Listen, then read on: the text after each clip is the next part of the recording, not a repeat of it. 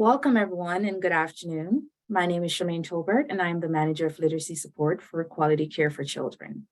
I'll be your moderator for today.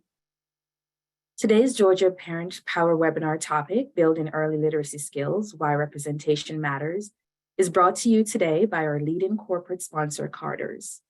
For over 10 years, their support has helped us provide information and resources to families. Thank you for joining us today.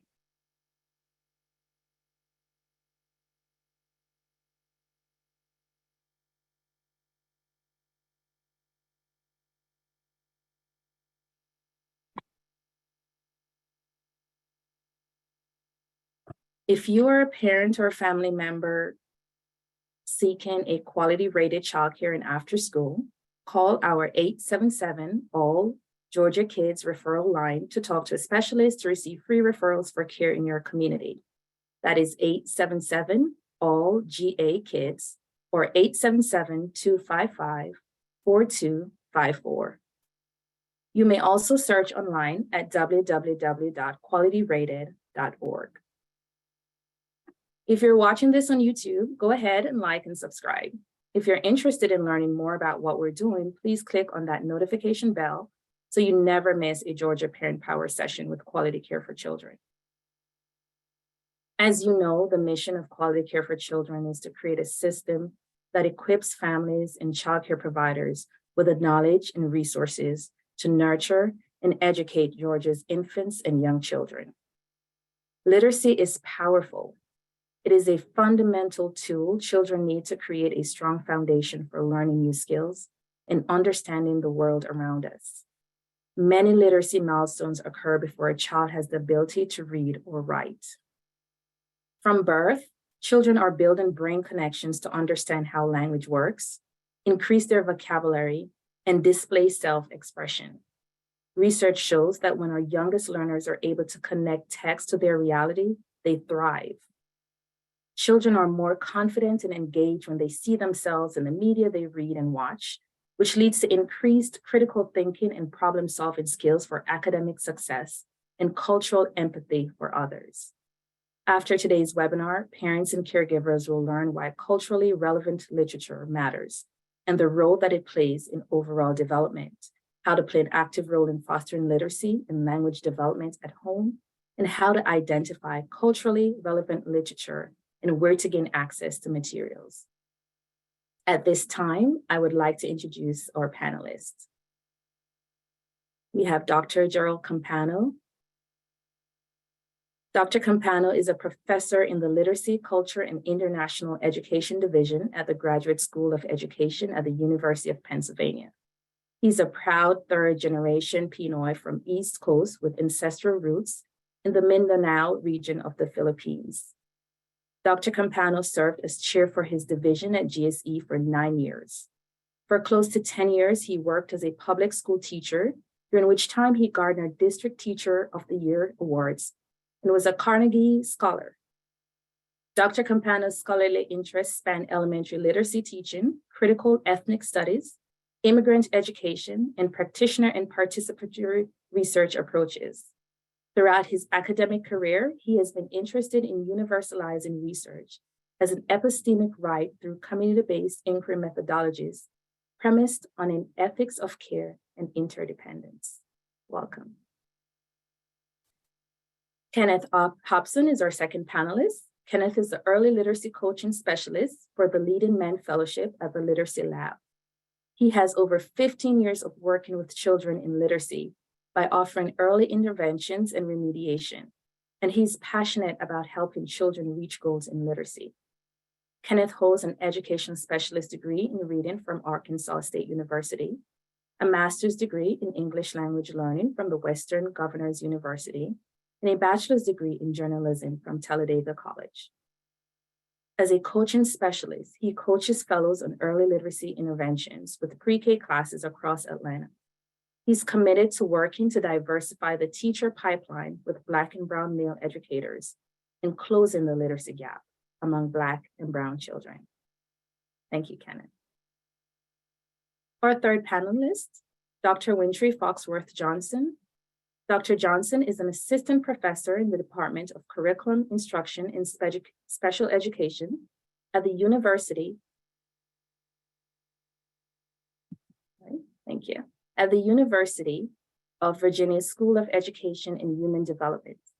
She holds a PhD from the University of Pennsylvania's Graduate School of Education. Her scholarship lies at the nexus of sociocultural literacy studies, critical race scholarship, and critical pedagogies for young children.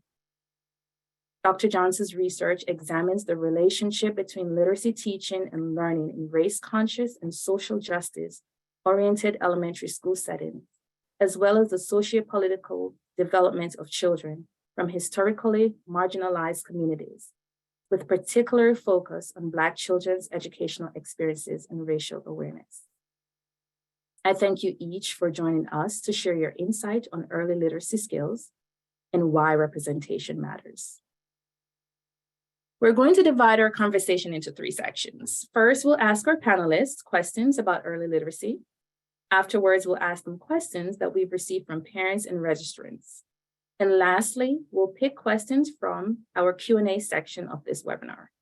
Remember to leave your questions in the Q&A, not the chat. So let's begin. Kenneth, can you talk about why early literacy in the first 5 years?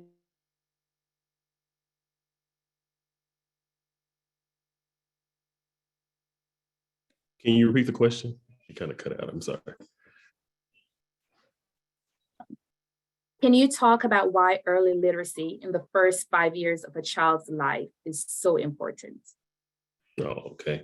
Well, first off, let me thank everybody for allowing us to come on to this particular webinar and give our expertise on early literacy.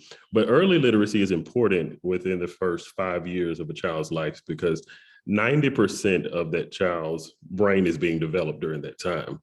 It's a time where experiences and things like that are being cultivated.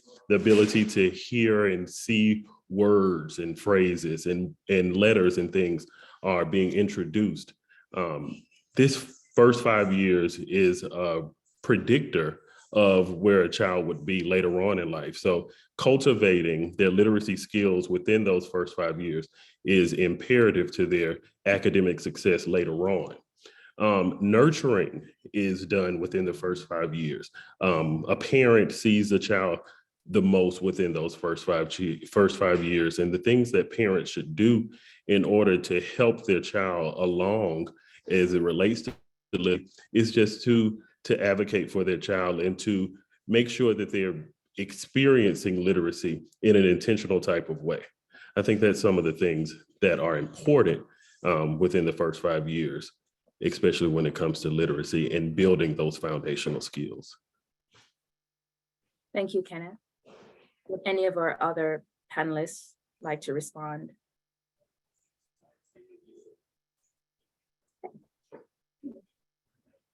Dr. Campano, what are the most important tools to remember when trying to identify new literature for your child? Thank you for that question. And first and foremost, it's a tremendous honor to be on this panel and to be alongside such wonderful colleagues with such profound expertise. So I would say that, well, number one, I just think when children are engaged in reading, with anything that excites their imagination and interest, that's really important and needs to be encouraged. However, I'm also, a big fan of high quality children's literature.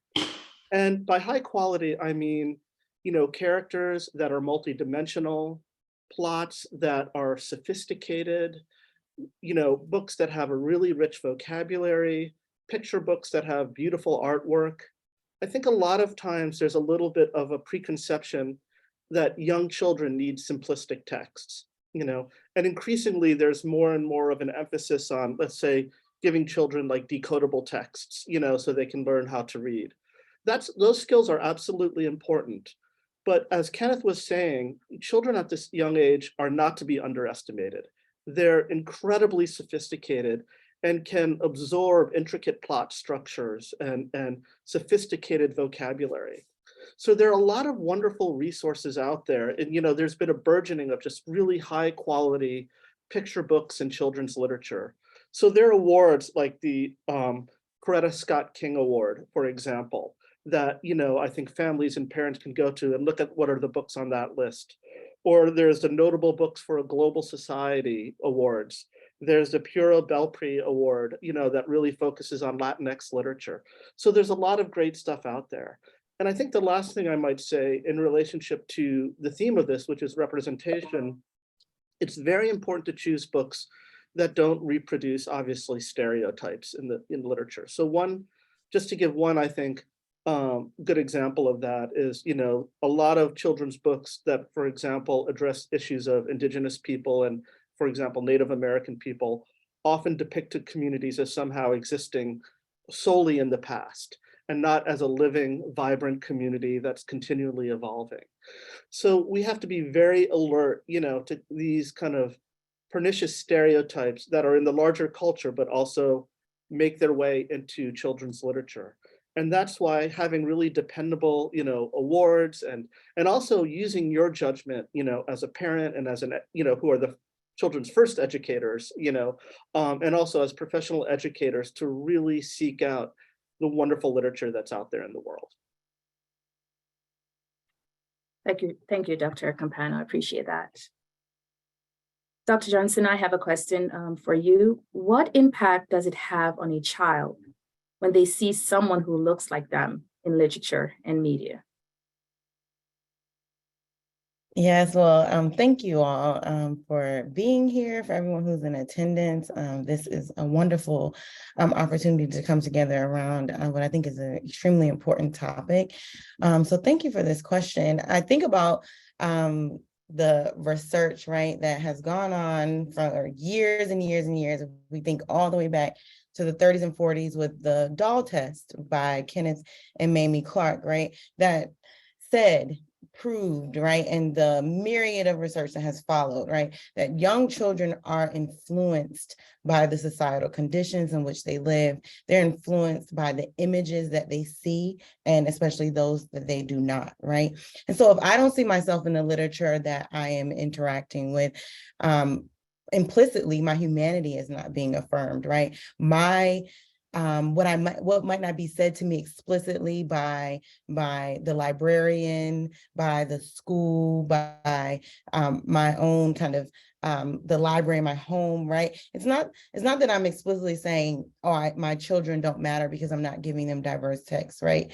But implicitly, there's a kind of a structure around where who is valued, right, in these stories, who can be imagined, who can be placed in certain narratives, right? And so it's vitally important that children have opportunities to see characters doing things that they would do, doing things that they might not do, and seeing themselves kind of placed in different contexts, right? And so I everything that I do, I think about my own mothering. I have 2 young Black children. And so everything that I do is through the researcher lens, but also through my own parenting lens. So to kind of connect to this question, I was thinking back to when my daughter, who is 3, we have a lot of books in my house, but we have the Lola series, the Lola at the Library.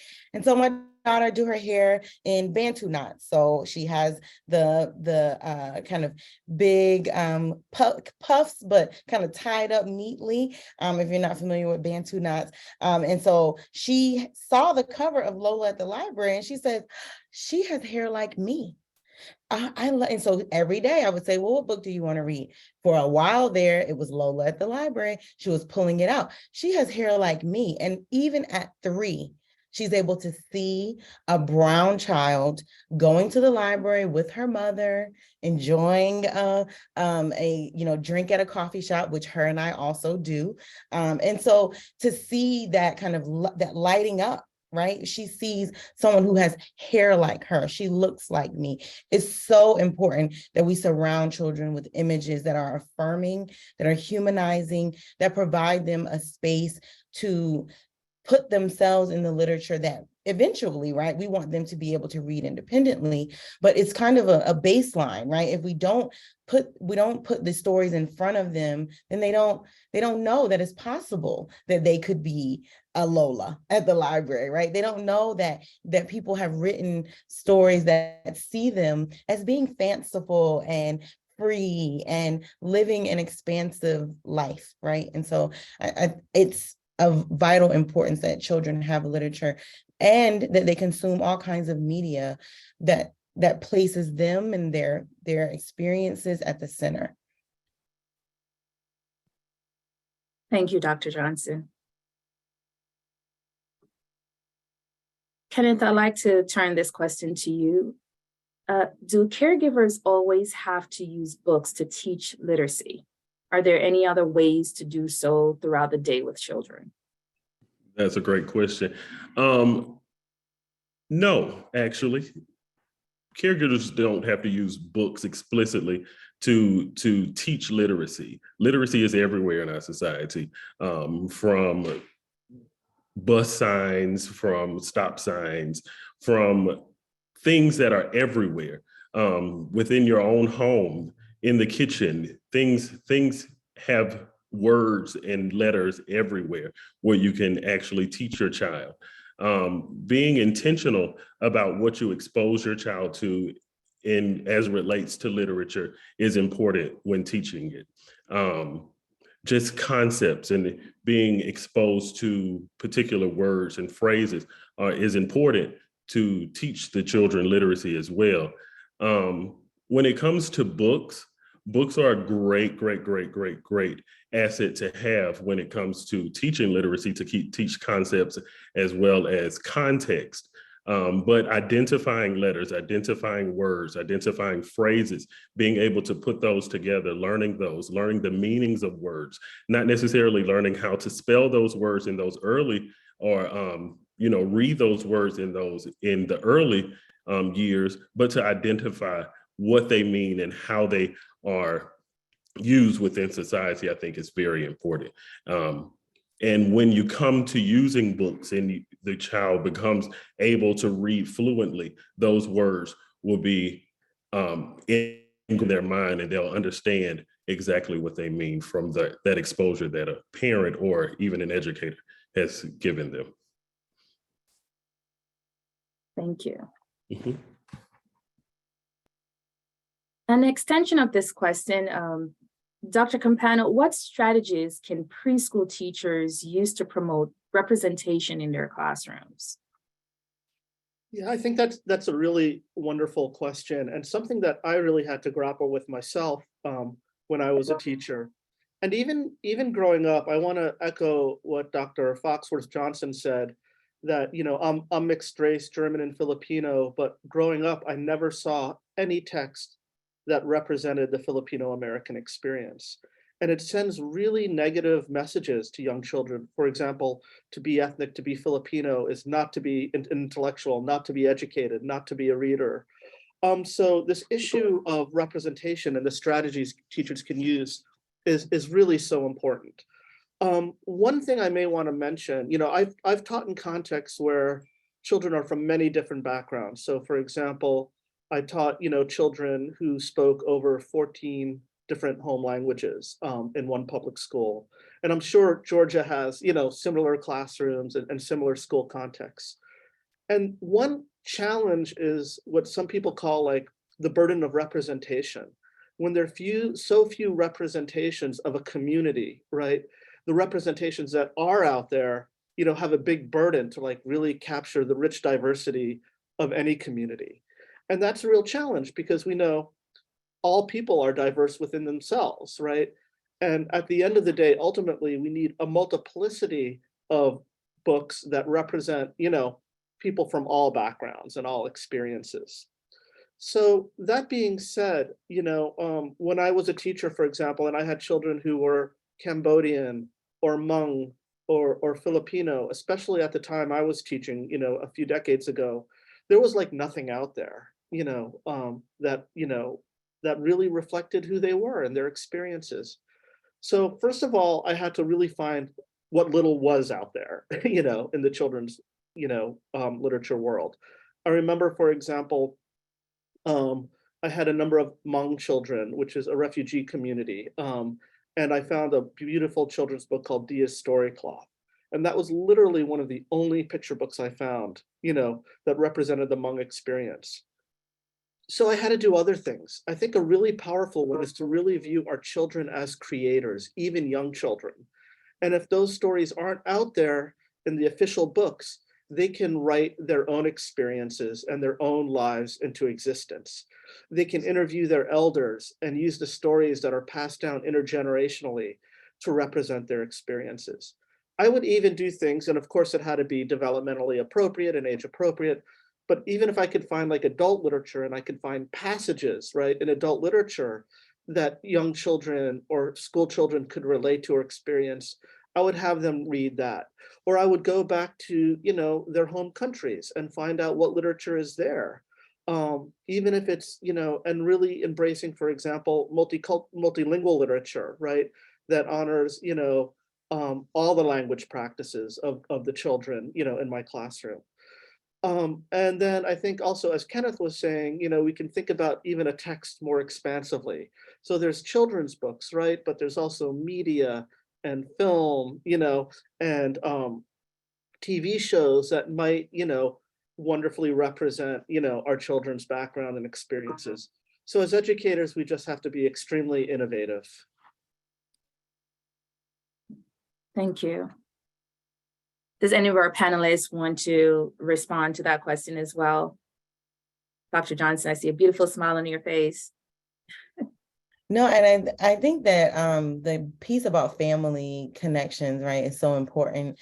And I know I'll speak to that a little bit more, right? But I think that, yeah, tapping into, how families see themselves, right, and how they construct who they are, right, helps you to better choose literature for your classroom, right? Because you might assume a child has a particular cultural or ethnic identity, but if you're not trying to get to know their family, especially very young children, to get to know their family, then you're just kind of making an assumption, right? You're just kind of approximating what you think or who you think they are, right? And so I think that that's the kind of parent piece is so important, especially in the early childhood classroom, so that you can figure out kind of, well, what are their practices and norms, their language, how do they define themselves, right? And even I think about Black folks, right? There's a diasporic community of Black folks that are not the same, right? And so regionally, we think linguistically, we think African immigrants, those from the Caribbean, right? Where Black is this very large term that if you don't try to kind of tap into what the nuances are of people's, identities and cultural practices, then the books you choose, while well-intentioned, may actually be a misrepresentation of particular groups. So I think really the parent piece is just so essential. Thank you. Well, Dr. Johnson, if you can stay in that space of responding to questions, how can caregivers and parents keep their toddlers engaged during story time if they seem disinterested? Yeah, thank you for this question. I found it very interesting. So I for me, I am all about let the child lead, right? That is kind of the crux of my research, but that's also kind of how I parent, as well as how I engage children across contexts, right? What are they interested in? What do they enjoy? What do they like the color blue? Can you find a book with a blue cover? Do they like a particular animal? Can you find a book that features, an animal that they would latch on to? How can you hook them, right? Is there, like Lola at the library, is there some sort of connective piece to their everyday life that you're able to, connect? It's a hairstyle, it's whatever, right? The shirt they have on is very interesting in the illustration to your child, right? So what is it that will, my child is really likes dinosaurs, right? And so I think about kind of what really guides a child's interests, right? At that particular moment, because we know they like different things at different times, and that changes, right? And how do you choose books that really speak to what would light them up, what would make them excited, what gets them going, right? And I think we should also, at the same time, tapping into their interests, kind of map on our kind of realistic expectations for children, especially very young ones, around their attention span and their capacity to focus, right? There are many times where I'm reading books to especially my 3-year-old, where I'm like, okay, well, we have gotten to the middle of this text and you are like doing something else, right? So maybe I decide that it's okay to stop in the middle of a text. And that doesn't mean the child is disinterested. That means I've met their capacity to focus in this particular moment, right? We can't expect a 2-year-old to sit for a book that has paragraphs of text on each page, right? And it's also about repetition, right? So book reading, especially at home, has to become a part of a routine, right? Has to become kind of an automated part of what you do every evening, every morning, whenever it is, right? And thinking about children's kind of stamina for sitting and listening is going to be built up over time, right? The expectation that we do this and we don't play with toys, or we don't, run around the room. I can picture my children, like it's not playtime, but yes, it is. There are certain sort of play in reading, especially children's lit, but this kind of play requires that our body is still, that our eyes are focused, right? And we build those habits. And so I think day one of reading to a very young toddler might mean that they only sit for the first few pages of a book. And I don't think that reflects any sort of disinterested state that they're in. It just represents their capacity to kind of, be in that moment for that time. And so I think instead of positioning, children as disinterested, we have to consider, like, are the illustrations engaging and vibrant? This is what Dr. Campano was saying, right, on choosing literature, right? Is there the amount of written text appropriate for the age of my child, right? Does my child find the topic interesting, as I was saying before? Am I reading in an exciting tone? Like, do I enjoy this book myself? And if I don't enjoy it, my child is definitely not going to enjoy it, right? So if I don't come with a certain kind of lively disposition about reading, then I can expect my child to be engaged, right, in that moment. And so it's all of that, right? So what are the features of the text that will hook the child? What can we reasonably expect from a very young child in terms of paying attention? And then also kind of am I excited about reading? I know at 8 o'clock at night, like, it's hard to be excited about reading. I often am not, but you're tired. You worked all day. You've had, you've gotten them to the place where they're almost in bed, right? If that's when you do it, and you're like, "Whew, okay, how do I muster up enough energy to show up, as and exciting to kind of sow the seed of this kind of motivation to be a reader," right? I think that it's hard, but it takes practice, and that kind of automation of doing it every day is very important for young children to see that, yeah, like, I can read all kinds of text. I can sometimes choose not to be interested in the text, and that's okay. That doesn't make me a disinterested reader. It just makes that text not as reflective of what I find to be interesting, right? So I think it's all about positionality as well. Thank you. Thank you for that share. So great for mentioning capacity, talking about expectations, and tuning in and understanding where that child is and what they need. Thank you, Dr. Campano. Can I just add one thing to what Dr. Foxworth said?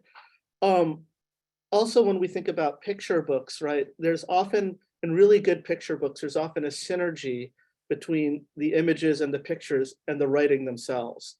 So it's not just that, the pictures illustrate the writing, but the pictures may complement the writing or complicate the writing or add humor to the writing or reflect a paradox. And I think that's really powerful. I think of my own daughter, Gabriella, as well. And when she really read books where there was this kind of like dance between, the images and the words, she became really engaged, and I think that's an important feature of high quality children's literature. Thank you. So thank you, Dr. Campano, Kenneth. Thank you, Dr. Johnson. We are going to move into a scenario-based questions that were provided by our parents and registrants. And the first question that I have is, I am not the best reader myself. As a parent, how can I support my little one in early literacy? Dr. Johnson, do you mind taking this question, please, this scenario? Yes, absolutely. So I will say that kind of living in today's world, right, where there's so much connectivity via the internet, right, we're fortunate to have options that allow us as parents to not always needing to be in kind of that driver's seat around developing reader habits with children. So when, if you're not comfortable reading aloud, right, access to digital platforms can supplement for you, right? So I think about, there's a YouTube channel called Sankofa Read Aloud, and they have like so many different African-American children's lit books that are read by the person who runs the channel. And you can play that. There's the illustrations there. You see the words on the page, they're flipping through, right? It's a very high quality channel where you can say, I know that if I turn this on, there is a book that has kind of been vetted by the person who runs that channel. They're African-American children's lit text, kind of a range of different stories, right? And so this is kind of one example. There are so many other YouTube pages out there, but there's one example of kind of the many different YouTube channels and series that prioritize diverse literature, right? I also think about the Netflix series that I wish there was another season, like they would have kind of kept it going, but this was in 2020. It's called Bookmark. So Marley Dias, who was a young Black girl who founded 1,000 Black Girl Books, she had a short series, I think it maybe about 8 episodes. My children, we were just watching it because my daughter's obsessed with Suwe by Lupita Nyong'o. And so it's still available to view. You can watch it over and over again, and repetition, I think, is really, really key. So even if you find a book that your child really loves, that can be the book that you're watching for the whole month of January, right? Every night we watch bookmarks this episode, right?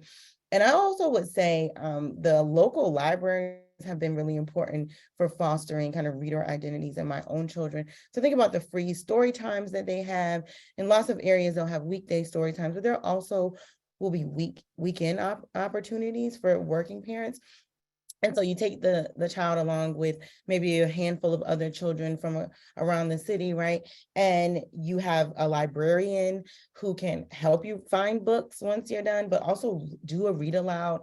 There's usually play areas, right? The local libraries are just so kind of robust with options for young children to engage print literature, where you don't have to be the one kind of guiding that. And I would also say for like very, very young children, it really is not about how proficient a reader you are as a parent, but really about access to text that you provide to them. So if you're like simply perusing the illustrations, pointing to a letter, like Kenneth said, it's just very simple about just letter recognition, right? Narrating your own story through the pictures, right? So if maybe the words are difficult for you, but you can tell a story with just illustrations, right? And a 2-year-old is not going to know if you're reading the words on the page or not, right? But the simple kind of hand on the book, flipping through the page, right? That exposure is just so important. And so normalizing the engagement with print literature and at home is really key. And that's the piece that I think, regardless of your own proficiency, you can do, right? And even thinking about kind of singing the alphabet is a form of literacy. Music that includes rhyming words, which are all kinds of most music has rhyming words in it, right? Most genres where there's lyrics, right? So that's a form of literacy development.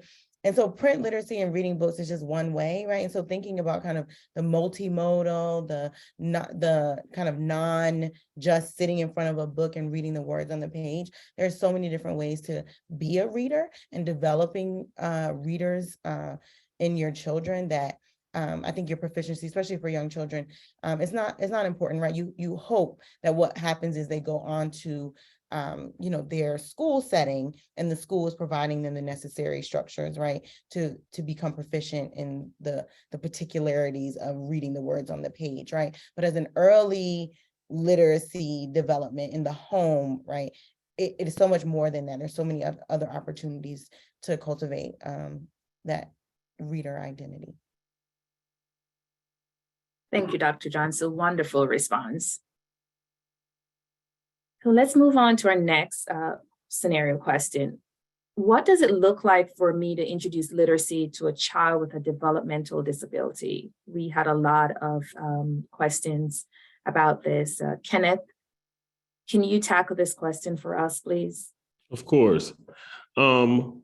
It says, what does it look like for me to introduce literacy to a child with a developmental disability?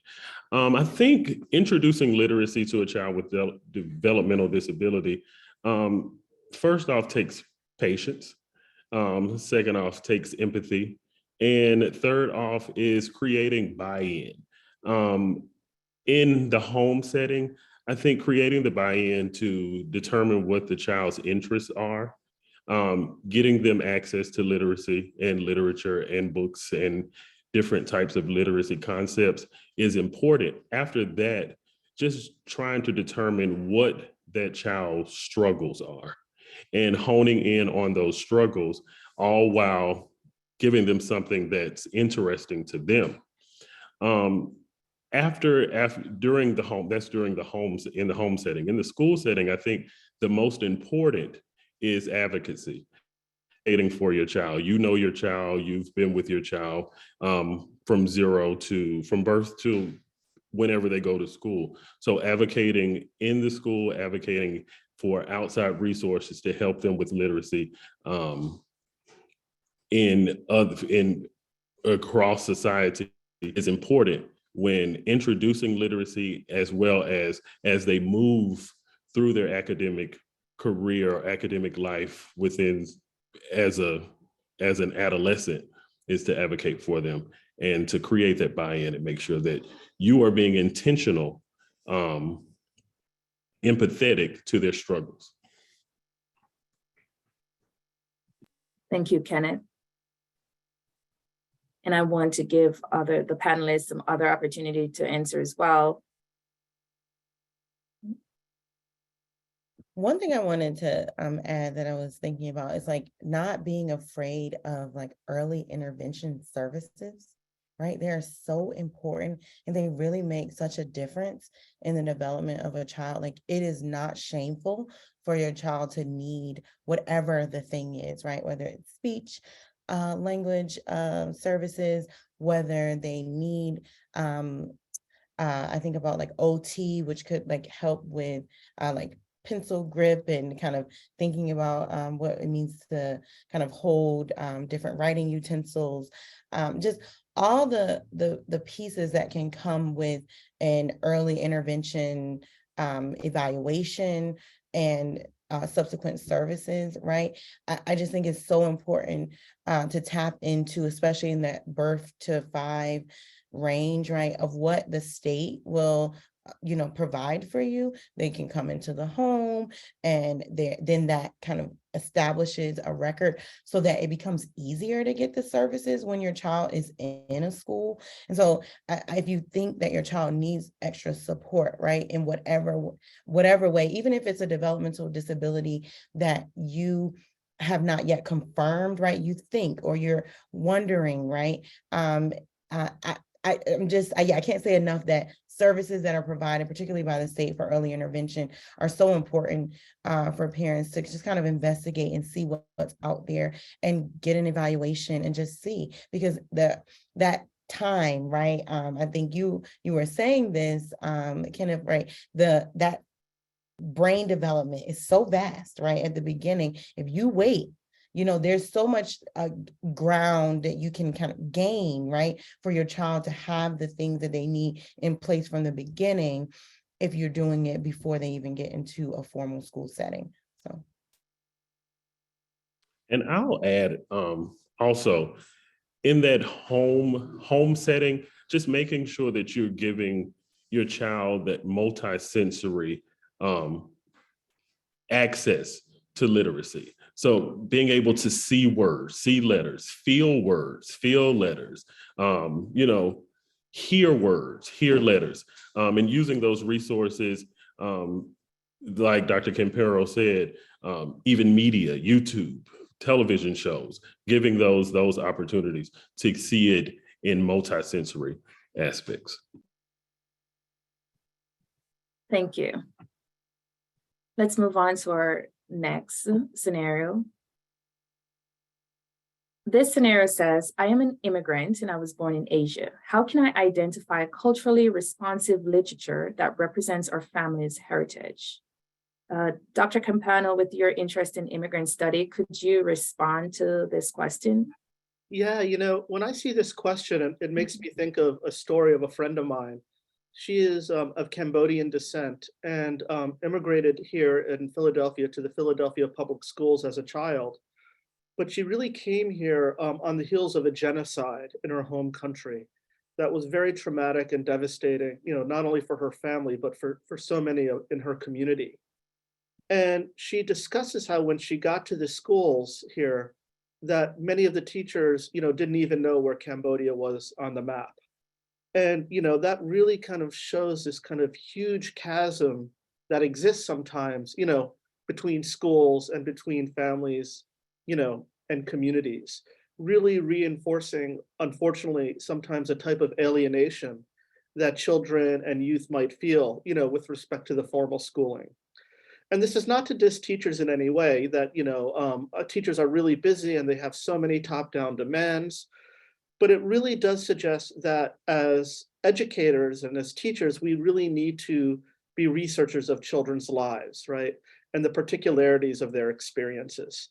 So, Asia is a huge place that encompasses just, a multiplicity of cultures and identities and languages and religions, right? And so I very much think that part of a dignity affirming education really involves getting to know specifically, the experiences of particular children, right? So an immigrant from Vietnam may have very different experience than a Japanese immigrant or a South Korean immigrant, or a Filipino immigrant for that matter, or even where you are within a country. So that being said, it's so important to historicize and know, and affirm, the particularities of children and to find, relevant books and texts accordingly, right? That being said, I also really view all children, and all students as cosmopolitan intellectuals, right? So there's that famous, metaphor by Dr. Dean Sims Bishop, right, of windows, mirrors, but also sliding doors, right? So literature can give us a window into another world. Literature can reflect our experiences back onto us. But sometimes literature may actually know us better than we even know ourselves, right? So a child may read something that may not obviously connect to their experiences, but it might ignite something in them, or might, bring to the surface an aspect of their identity or their experiences or their desires, which may be inchoate, right?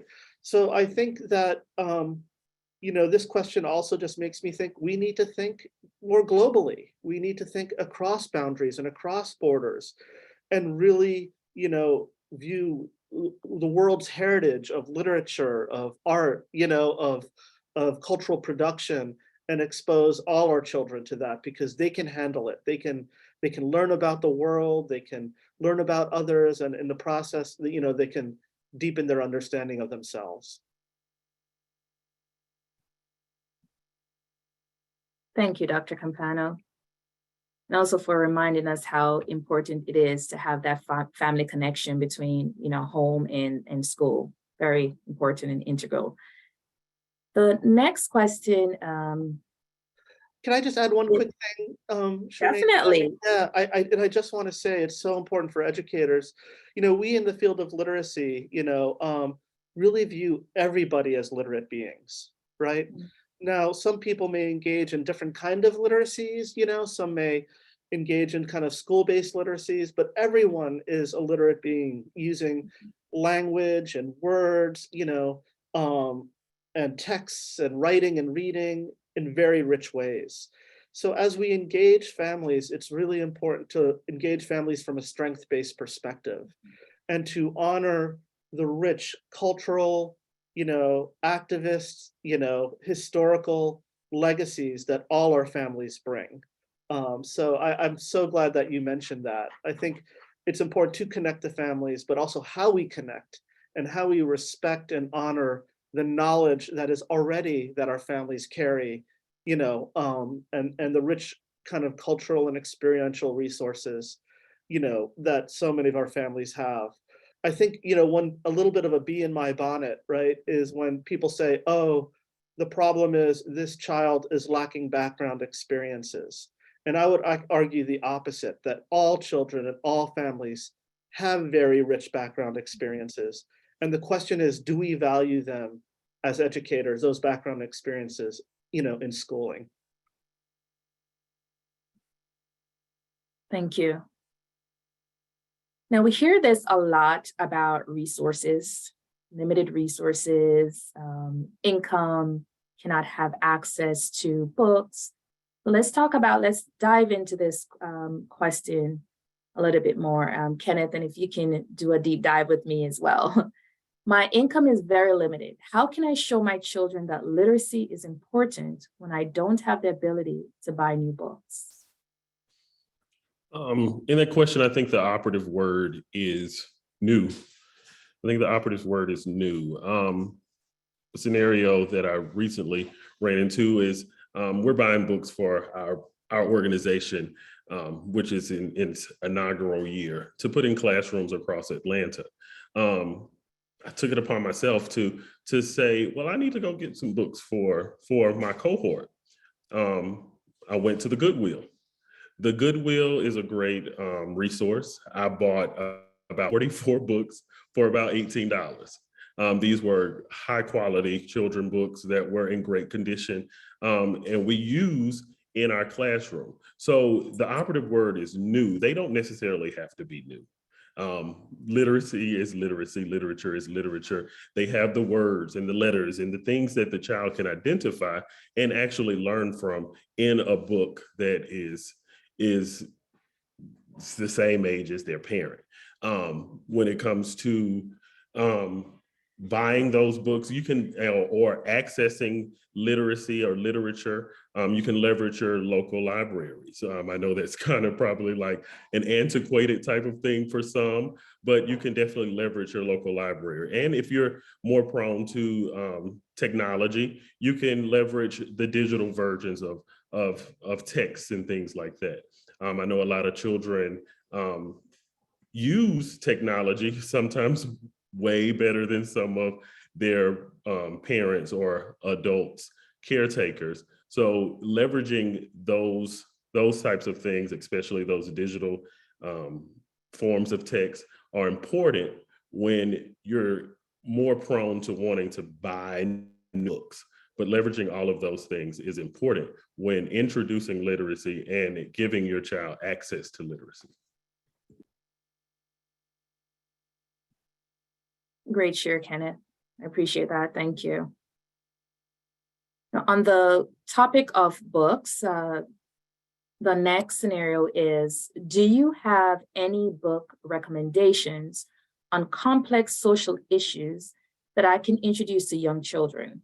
What is the best way to approach those topics? Dr. Johnson, do you mind responding to this, please? So I don't think we have like the amount of time that I would need to give like all the recommendations that I have. Like there's so many, but I wanted to highlight a few and kind of say some things about them. So I'm really grateful that we are in a space where diverse texts are becoming more and more accessible, right? Publishing pipelines are improving, right? And authors of color are, able to publish different kinds of narratives in a way that they once were not, right? And so I would say when we're thinking about complex social issues, though, like to start, there are a lot of like biographical texts that are a good place to begin, especially like historical biographies. So I think about one example, and I actually use this in my dissertation research. Harlem's Little Blackbird, the story of Florence Mills, is someone who maybe a lot of folks maybe have not heard of, right? And so this is a biographical text about a woman who was a singer this is by Renee Watson, by the way, who is a fabulous author. And this story kind of opens up the opportunity for you to discuss, segregation, racism, right? How people are treated, were treated differently, continue to be treated differently because of the color of their skin, and kind of conversations around societal conditions at that particular time and what parallels we might see to today. Right, there's so many more biographical texts that I could list, but I think that when we're thinking about book lists, though, like we need diverse books. There is a Here We Read, which a lot of these are also like websites, but also like Instagram, sometimes have Twitter feeds, right? There are so many different, and then Debbie Reese has American Indians in Children's Literature. That's a website that you can find Indigenous text. So there's just like so many different, if you kind of go, like kind of get on the internet a little bit, you'll see. There is one that is escaping me there. Maybe I'll think of the name, that I go to a lot. That also has an Instagram page, and often you can just kind of scroll and see the covers of the different texts, and you can see what they have to offer, which are not all about social issues, but for me, I see kind of, they don't have to be talking about like, this is what it means to be jailed, right? Even though they will, right? You can have a conversation about incarceration from different kind of pieces of a text. And so I'll give you a little story too about how I had a conversation with my son just last night. Last Stop on Market Street is by Matt De La Pena, and that opens a conversation around this. This is a grandma and a son going on, they're on taking a bus ride, and there's graffiti, there's trash, and the grandson is like trying to make sense of what he's seeing. This opens opportunity for discussions around poverty, particularly in urban contexts, right? So although they didn't say the word poverty in that text, although there is not a conversation specifically, right, about what's going on, it's a bus ride, right? And he's like, why do we have to be the last ones to get off, right? There's a certain kind of questioning that the character is doing, but what do we notice, right, in the illustrations? Like you can have that kind of conversation that extends beyond what's explicitly detailed in the text to have those bigger discussions. And one of the texts that I really like about enslavement is Freedom in Congo Square by R. Gregory Christie. And so this helps children to understand not only the kind of horrible conditions of African enslavement, but really the ways that enslaved peoples forged community and found respite. And so I think it is one of those narratives where like we can read, and I do really love Moses, that's about Harriet Tubman. That text is really great.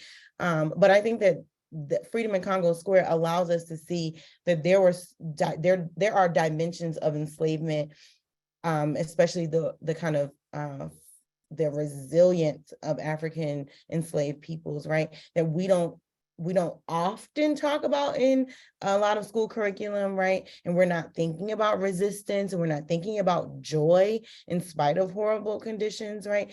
Community and the way that they did that in spite of the families being torn apart, right? So that text I think is really, really important. And finally, when I was thinking about text recommended, well, not finally, I have one more text with the story.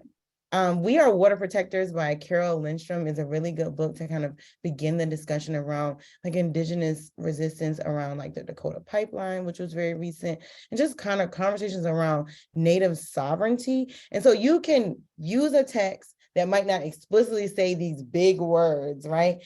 And open up a discussion that is developmentally appropriate for children. And I said this earlier, but like letting the children lead the way, right? We often think, oh, they're not ready, they can't handle these discussions, right?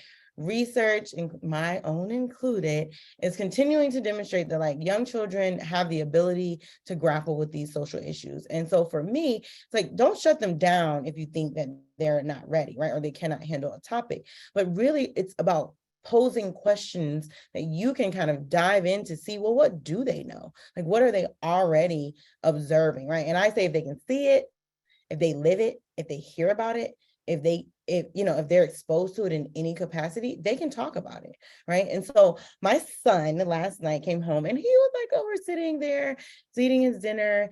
And then he says something kind of in passing to my daughter. He's like, oh, well, like, if you don't do that, you know, you're gonna go to jail. And I was like, this is interesting. I was like, well, why are you saying that? You know, like, why is she gonna go to jail? He's like, well, that's because, you know, people who don't follow directions are the bad guys, they go to jail. And I was like, well, actually, sometimes people who are not bad go to jail. And he was like, what? I really? And I was like, yes, it's not as clear, right? I can't have a full discussion in that moment, right? About abolition and like prison reform, right? I can't have that discussion right away, right? But what I sowed the seed in him was to say, like, I want you to think about the nuances, right? That prison is not just a place where bad people go, right? And what do we even mean by bad, right? And so if I was to take this conversation and turn it into a connection to literature, I think we already have this book though. Might go out and get Mama's Nightingale by Edward Danticat. And that book, it talks about issues of immigration, talks about wrongful imprisonment, and really opens up the conversation for like, well, there are some people in jail who do not belong there. And here's one example, right? And so it's not a necessarily comfortable conversation. It's not a necessarily neat and clean where I can end the conversation, you know, and there won't be questions, right? There are gonna be questions. I'm still going to be working out in some instances my own kind of feelings about a particular issue, right? And so you don't have to be the most well-versed in a particular topic, but you can ask questions. What do you think? What do you see? How does it make you feel? What do you understand about this? And how can we provide some nuance for what can sometimes seem like a black and white issue, for children to really unpack, whether it be poverty, segregation, enslavement, indigenous sovereignty, you know, incarceration, right? And so I threw some examples in there. I'll try to type those book suggestions into the chat, but yes. Thank you. The knowledge and the passion and the just the wealth of information that's coming from you, Kenneth, and Dr. Johnson and Dr. Campano, I really appreciate that. We do have one more scenario question for, I'm going to pose this to Dr. Campano. Will culturally responsive literature actually ensure that my child is prepared for K-12 education, and how? Great, thank you for this question. You know, so one of the things I want to say is often, you know, educational leaders and researchers, we're all often looking for like the one silver bullet, right? That's going to support our children and prepare them, you know, in the next stages of their life. And the truth is we have to do everything, right? We have to create an intellectually engaging, creative, nurturing learning environment, you know, for our babies. We have to, as Dr. Foxworth Johnson said, we have to teach truth, right? We have to teach the importance of agency and resiliency in communities. But that being said, I think the most important thing, the basis, the foundation for education, really at any level, is to make sure our babies know that they're brilliant, that they're precious, that they're loved, right? And I think culturally responsive literature can play a role in that. It can play a role in communicating to children, you know, that they matter, right? It can play a role when children kind of see themselves, you know, reflected in books and in literature and their intellectual traditions, right? And their histories and their communities. That is just, it plays a fundamental role in just honoring, you know, and recognizing just the preciousness, the brilliance, and the beauty of all our babies.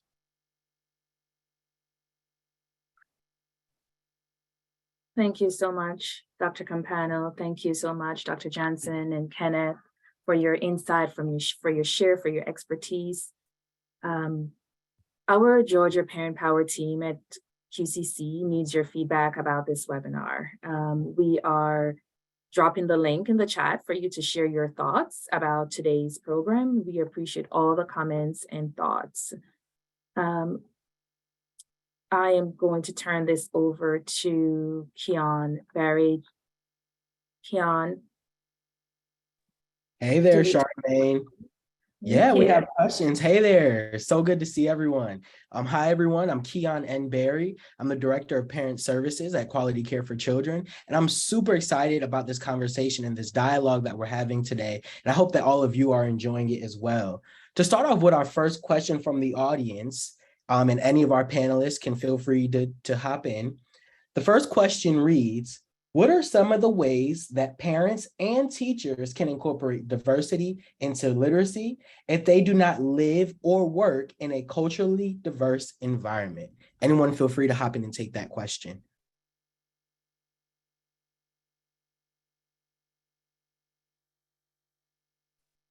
Well, I kind of grapple with this question a lot. I'm in a teacher education department at the University of Virginia. So we train all the pre-service teachers, and we know that the teaching force is predominantly white. And so we have these conversations, particularly in parts of Virginia. There will not be, it's not Philadelphia, right? There will not be this great number of children of color, right? Or there will not be a lot of socioeconomic diversity, right? Whatever that marker of identity is, that creates kind of difference in schools, right? And so one of the things that I think is important is that if you're in a homogeneous environment, and if that homogeneity is white, right, it is even more important, right, that those children be exposed to the windows, right, as Dr. Campano said, right, that they see people who are not like themselves. There's a lot of literature out there around building empathy, right, and seeing, kind of your, understanding of the world across difference, right? If we want to help lessen, right, this kind of interpersonal racism that we're always dealing with in work context, schooling context, in our everyday lives, just shopping or whatever that thing is, right? People have to see other people as being fully human. They have to see their experiences as being valid in the world, right? So if you're in an environment that is not diverse, it's important that your students see folks who are unlike themselves, right? So that they can understand that people live differently, whether that be socioeconomic difference, right? Whether that be racial, whether that's challenging English dominance and linguistic difference, right? So giving them texts that don't just feature English, right? There's so many different ways that you can provide those windows for those children to make sense of a world that is diverse, right? The world that they live in their immediate context might not be, right, as diverse as the larger world we know, right? There is diversity. And when they go out beyond their communities, right, we want to prepare them to be able to see other people as being just as brilliant, just as capable, just as, like I said, human as themselves. If I absolutely agree with everything you said, and if I just might add to it, is that sometimes environments, I mean, they're definitely more homogeneous environments, but sometimes there's more diversity in environments than people, assume, right? So, sometimes there's diversity with respect to ability or disability. Sometimes there's diversity with respect to class. And often, there are children of color in predominantly white environments who may be really struggling because they don't have, a community, to support them. So I think it's important also to recognize, that often there is diversity, even in these ostensibly homogenized environments, right? And I think also related to that, I think in predominantly white environments, it's important for the students to know that they too have culture, right? That, not just universalizing whiteness as a norm, but that's, one kind of culture within a spectrum or rainbow of culture, and they can investigate, a lot of their own histories and their own experiences, especially in relationship, to other communities, right? And again, going back to this idea of really teaching truth in predominantly white environments, not, erasing, these important, historical realities that we've all inherited in our society. Yeah, and I think that's that's the caveat to it all, just teaching the truth and making sure that you are teaching the truth from an empathetic lens, being empathetic to circumstances and situations that may be intertwined within a cultural subset of society. But I think that's teaching the truth and being empathetic when doing it. There's some really interesting work done, just to add to, what Kenneth is saying, in Germany, right? And how recognizing the Holocaust in the German curriculum, you know, it's not perfect, by any stretch, but we in the United States, with our histories of multiple genocides, right, can learn about how to better address these issues, especially, in, for example, predominantly white or European context, where sometimes, those histories are denied. Woo, that was loaded. I feel like that was a WWE tag team triple match. I'm going to move on to the next question. The next question from the audience reads, what are a few strategies that parents and teachers can use to motivate, independent reading for young children? I think a good one is just figuring out what they're interested in, creating that buy-in, making sure that you are incentivizing the reading based off of their interest. I think that's a big one. I might add to that. I think, evaluation-free zones are really important, and I can kind of just share a personal story with my daughter, Gabriella, who loves to read and loves books. But when she was in school and all of a sudden, they were timing her about how quickly she was reading words, right? And she had to read these paragraphs and read this many words in this much time. All of a sudden, this child who I know is a lover of language and a lover of books and a lover of words, all of a sudden got a lot of anxiety, right? And felt like a negative relationship to something that we've been nurturing in her, her whole life. And so, I know we always want to use metrics to measure kids, evaluate kids, et cetera, but we also have to be very careful when we do that, that in the process of that we're really not stifling their genuine passion for words and for language.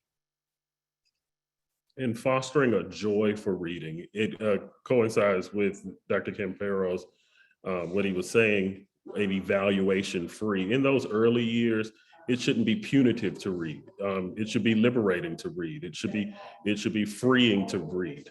We have a saying that literacy is liberty or literacy is freedom. So being able to read without any type of stifling or anything that's punitive or an evaluation is best, especially when trying to build joy around literacy.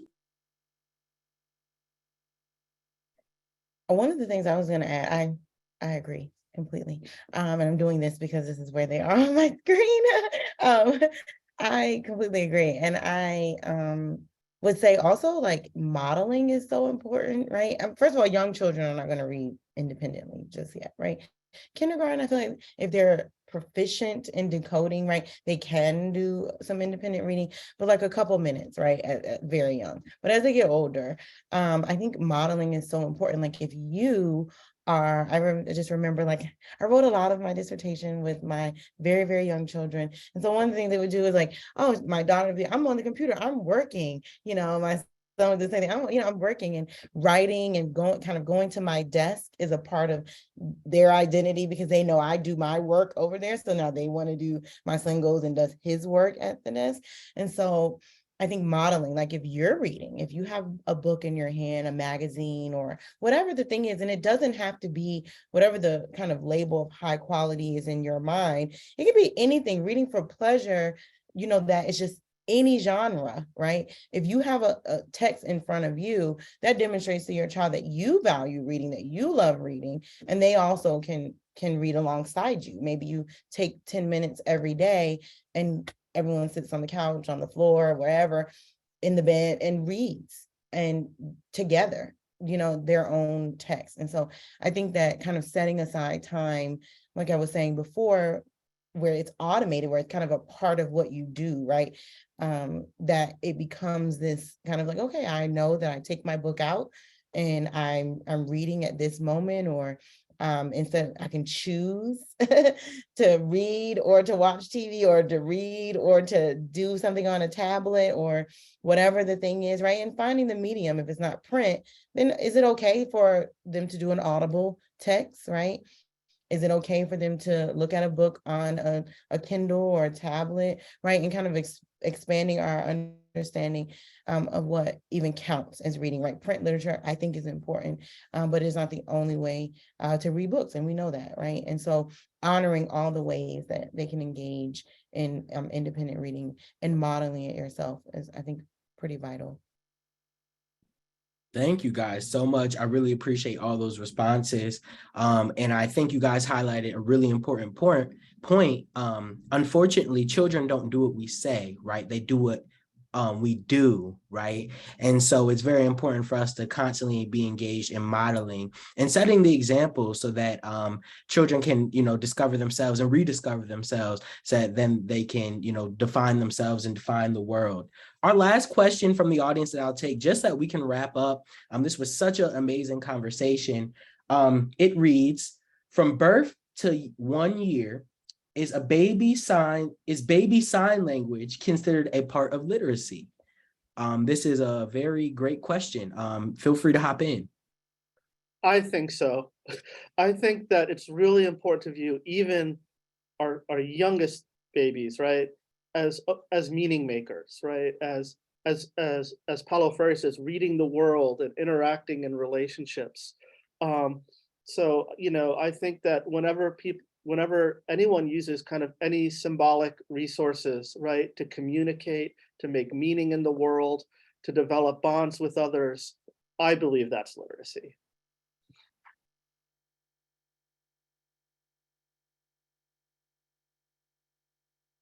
Okay, that looks like that was the nail that closed up the coffin. Charmaine, I'm gonna pass it back to you. Thank you guys so much. Thank you, Keon.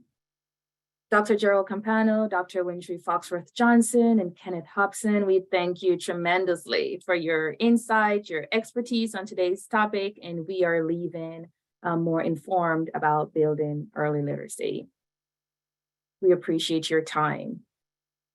For those of you in our audience today, we respect and honor your feedback at QCC. If you look in the chat, we've posted the link to a quick survey to get your insight about today's Georgia Parent Power webinar. We'll also email you a copy of the survey link immediately at our conclusion. I would also like to thank our sponsor, Carter's. We greatly appreciate their commitment to help nurture and protect children and to build communities in which children can thrive. As a reminder, we will send a follow-up email with resources mentioned during this webinar with a link to our survey. If you or any parent seeks referrals for childcare or after-school care, please call our referral line at 877-ALL-GA-KIDS. That's 877-255-4254. A referral specialist will help you find care anywhere in the state. If you would like to get periodic text on news and information related to your young child, sign up for Georgia Parent Power Text Service. Text CARE, that is C-A-R-E, to 877-255-4254. QCC is a nonprofit organization. If you'd like to contribute to help us continue to provide great programs like this webinar, to help every child reach their full potential, please visit us at qccdonate.org. Your contribution is appreciated. We thank you for your time. We'll see you again for our next Georgia Parent Power webinar. Stay connected to QCC on your favorite social media platform. Follow us at QCC Georgia.